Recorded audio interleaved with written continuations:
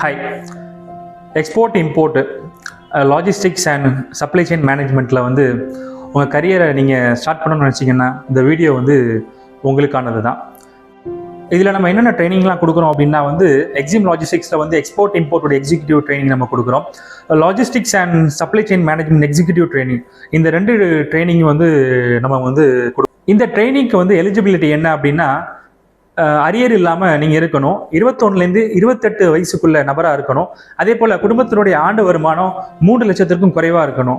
கண்டிப்பாக தஹசீல்தார்ட்ட இருந்து நீங்கள் அந்த சர்டிஃபிகேட் வந்து நீங்கள் வாங்கியிருக்கணும். இதற்குண்டான பயிற்சி காலம் வந்து சராசரியாக 72 நாட். இதற்குண்டான ட்ரைனிங் வந்து சென்னையில் வச்சு கொடுக்குறாங்க.